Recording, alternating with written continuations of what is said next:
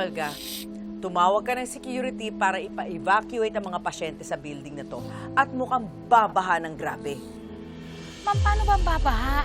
Tirik na tirik yung araw. Ang init kaya. Babahin tayo ng luha ni Lynette. Baka nga red warning pa abutin natin. Di ba, Lynette? Morgana, pwede ba? Wala akong panahon na makipag-away sa'yo. Huwag ngayon, please. Oh, Lynette. Concerned lang ako. Kung makaiyak ka, parang namatayan ka So, sino kaya this time? Si Changsu, si Josa, di kaya si Annalyn? Hindi ka talagang titigil? Kung hindi ka titigil, ikaw!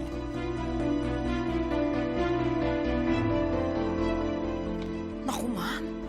Parang ang bigat-bigat ng pinagdadaanan ni Lynette. Iba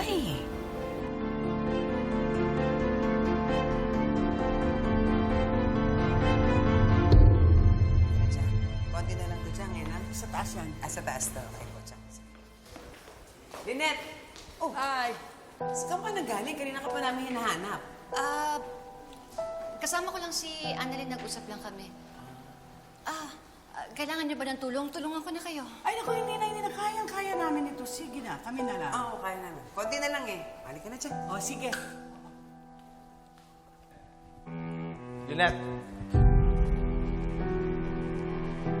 Pwede ba tayo mag-usap? Tungkol lang kay Claire. Wala na tayong dapat pag-usapan pa, RJ. Gusto ko lang maayos at malinaw ang lahat. Maayos at malinaw ng lahat. Lynette!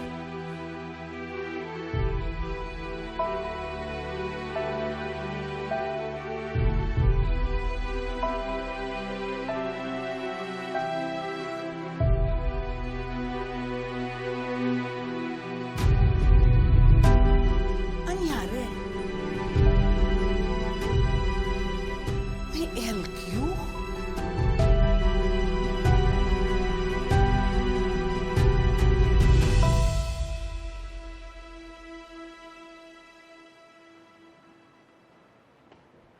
What is happening here today?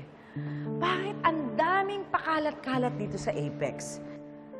Maybe it's time we upgrade our waste disposal system nang sa ganon, mabawasan naman ang basura dito sa ospital.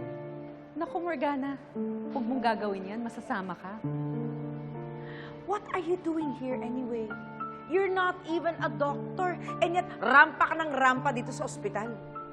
For your information, naka-admit pa ang driver ko dito. Such an alibi. You can say whatever you want to say, but I'm not gonna let this negative energy affect me. Not now, Morgana. Now that I am happy and in love. In love? In love with life. And I understand if you cannot relate, because it's something that you don't and can't have for obvious reasons. Now, if you'll excuse me.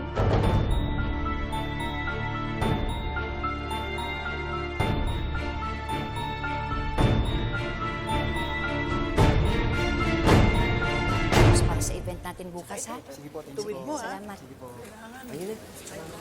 Nay? Anak, nakapag-usap na kayo ng tatay mo? Opo, Nay.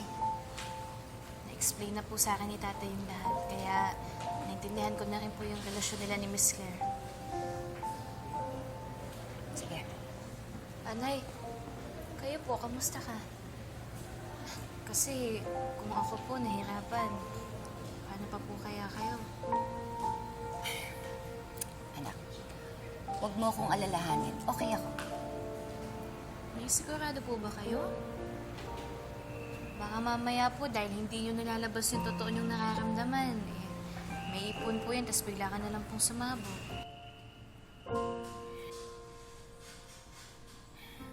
Hindi, anak. Okay lang ako. Natanggap ko na yung sitwasyon. Siguro, talagang hindi na kami para sa isa't isa. Hindi naman talaga lahat ng bagay may forever. Tulad ng mga magulang mo, Annalyn, kahit ano pang pagsisikap nila na papasukin ng forever sa buhay nila, pero Wala talagang effect eh. Hindi makapasok o talagang ayaw lang papasukin si Forever?